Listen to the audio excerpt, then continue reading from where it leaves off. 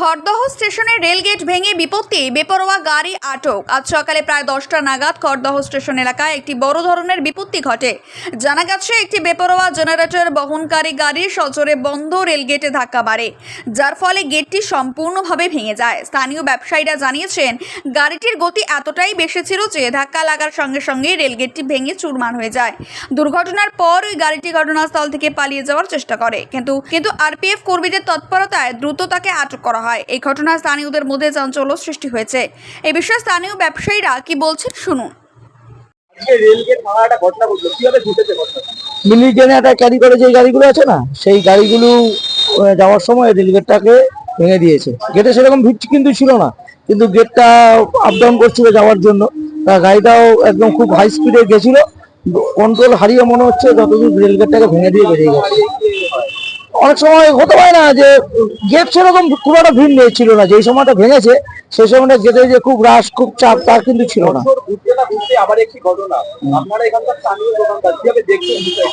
না না, এখানে তো একটুখানি জ্যামটা কাটানোর জন্য যেরকম প্রয়োজন হয় সেরকম একটু সিকিউরিটি দেওয়ার দরকার আছে বা ট্রাফিকের দরকার আছে। তারা যদি কোথাও কন্ট্রোলিং করে তাহলে মনে হয় জিনিসটা ঠিকঠাক হয়ে যেতে পারে।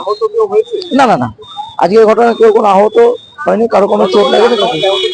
হ্যাঁ, রেলগেট রেডি করতে মোটামুটি ঘন্টা খানেক সময় লেগেছে।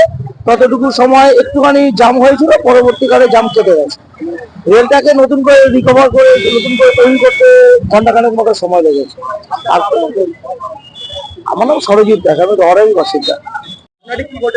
ঘটনাটাও হয়েছে, ওখান থেকে রেলগেট পড়ছিল এবং যথারীতি সবাই দাঁড়িয়ে গেছে, বাইক ফাইক অটো একটা 4 চাকা গাড়ি ঢুকে গেছে, ওনাকে পাস করে দিয়েছে। আর উনি যে আপনার জেনারেটারের যে এইটা ইলেকট্রনিকের যে গাড়িটা, ও ভেবেছে আমি বাড়ে দেবো, এমন ভাবে গেট পড়ার মুখে একদম ও ভাবেনি যে আমার হুটটা লাগবে, এমন ভাবে ভেঙে বেরিয়েছে। পুরো রেল গেট ভেঙে পুরো গোড়া থেকে ভেঙে একদম বাথরুমের সামনে পড়েছে। গাড়িটা প্রচুর স্পিডে ছিল, ও নিজেই স্পিড রয়ে। হ্যাঁ, 11টা নাগাদ। না না,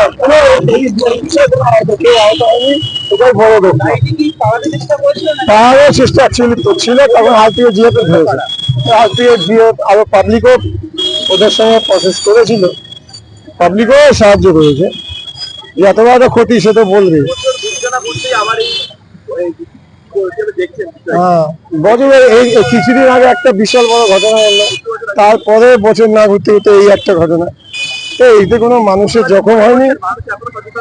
না, মানুষ তো সচেতন নয়, এত দুর্ঘটনার মধ্যে দিয়েও মানুষ আগে বাড়ে, কার আগে কে যাবে। আমরা নিজেরাই তো মানুষরা ঠিক না, সবাই রেল লাইন টপকিয়ে যায়, গাড়ি আসার কারণে ওদের জন্য গাড়ি বন্ধ করে দেওয়া হচ্ছে। এই ঘটনার ফলে যে স্কুল বাসও দেরি হয়েছে। স্কুলের বাসও দেরি হয়েছে। সব ছাত্রছাত্রীদের ড্রাইভার কন্ট্রাক্টর নামিয়ে সব আস্তে আস্তে লাইন ধরে ওপার দিয়ে যার বাচ্চা তাকে ফোন করে পৌঁছে দিয়েছে। গাড়ি চালাতে অনেকক্ষণই ছিল, প্রায় ঘন্টা 3-এর মতন ছিল। হ্যাঁ, আমার নাম ধীমান পোদ্দার, খদ্দার রবীন্দ্রমোদীতেই থাকি।